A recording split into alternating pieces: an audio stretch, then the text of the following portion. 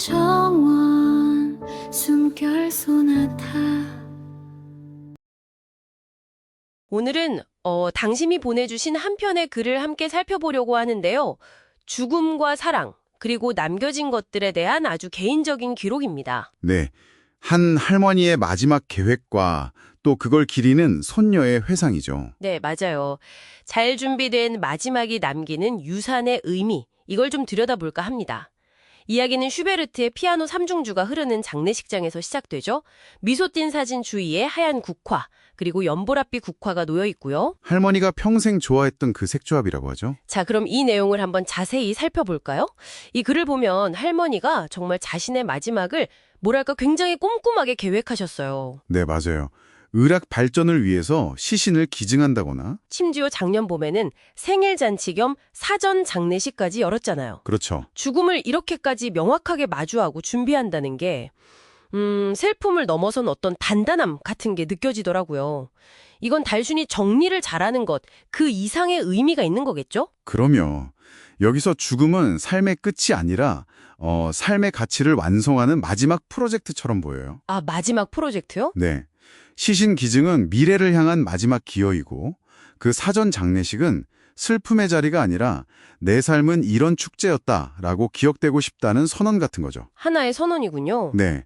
즉, 어떻게 떠날 것인가를 통해 나는 어떤 사람이었다를 세상의 마지막으로 보여주는 굉장히 능동적인 행위라고 볼 수 있습니다. 그 능동적인 행위라는 말씀이 정말 와닿는데 그 정점이 바로 유산에 대한 부분인 것 같아요. 아, 그 어린이들을 위해 써달라고 했던? 네, 맞아요. 남은 돈을 손녀들에게 주면서 소외된 어린이들을 위해 써달라. 본인은 방법을 찾지 못해서 미뤄왔던 일이라면서요? 이게 참 아름다운 유언이긴 한데 어떻게 보면 손녀들에게는 좀 무거운 책임감을 안겨주는 일이기도 하잖아요. 이런 임무가 담긴 유산이 이 이야기를 특별하게 만드는 걸까요? 아주 중요한 지적이에요. 할머니는 돈이라는 뭐랄까 명사를 남긴 게 아니거든요. 명사가 아니라요. 네, 돌본다는 동사를 남긴 셈이니까요. 유산을 받는 데서 끝나는 게 아니라 그 유산으로 무언가를 시작하게 만드는 거죠. 아, 그렇군요. 시작하게 만든다. 심지어 자신의 어머니로부터 들었다는 그 말, 세상은 알록달록한 사람들이 함께 사는 곳이라는 철학까지 같이 물려주면서요. 결국 할머니의 삶은 손녀들의 행동을 통해 계속 이어지게 되는 겁니다. 유산이 과거의 마침표가 아니라 미래의 출발점이 되는 순간이네요. 바로 그겁니다. 그렇군요.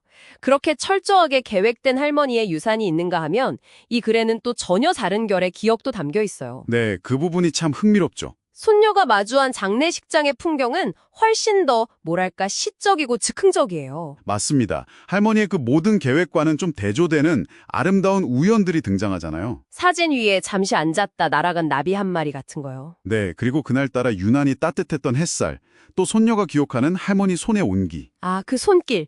내가 나로 있어도 괜찮다고 말해주는 듯 했다는 그 부분 정말 뭉클했어요. 그러니까 계획할 수 없는 영역의 기억들이죠. 손녀는 할머니의 말을 빌려서 삶은 소풍이었다고 하잖아요. 이제 가벼워진 배낭을 메고 돌아가는 길이라고요. 네, 이 표현을 통해 죽음을 사라짐이 아니라 돌아감, 빛으로 돌아가는 길로 받아들이는 것 같아요. 자, 그러고 보면 한 사람이 떠나고 남는 건 결국 두 가지인 셈이네요. 두 가지요? 네, 하나는 그 사람이 의도적으로 설계한 유산, 즉 철학과 미션 같은 거고요. 네, 할머니의 계획처럼요? 그리고 다른 하나는 전혀 의도하지 않았지만 남겨진 이의 마음의 향기처럼 스며든 기억들. 아, 할머니의 철저한 계획과 나비 한 마리가 주는 우연한 위로. 그렇죠. 이 둘 사이의 어떤 아름다운 긴장감이 고인을 더 입체적으로 기억하게 만드는 것 같습니다. 자, 그럼 이 모든 것이 당신에게 무엇을 의미할까요? 오늘 딥다이브는 한 사람의 마지막이 어떻게 계획된 유산과 즉흥적인 기억의 조화로 완성되는지를 보여줍니다. 상실의 아픔 속에서도 떠난 이의 가치와 사랑은 그렇게 남은 이들의 삶 속에서 계속 살아 숨쉬는 거겠죠. 이 글은 우리에게 마지막으로 두 가지 질문을 던집니다. 어떤 질문이죠? 사랑하는 이들에게 당신이 마지막으로 남기고 싶은 말은 무엇인가요? 그리고 당신의 마지막은 어떤 선율로 기억되길 바라시나요? 잠시 스스로에게 던져볼 만한 질문인 것 같습니다.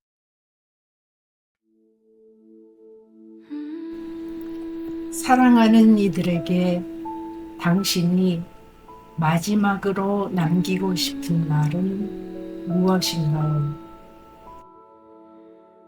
그리고 당신의 마지막은 어떤 선율로 기억되기를 바라시나요? 작은 손을 잡았지 하늘에서 내려와 꽃길 따라 날아와 작은 손을 잡았지 숨결처럼 가까이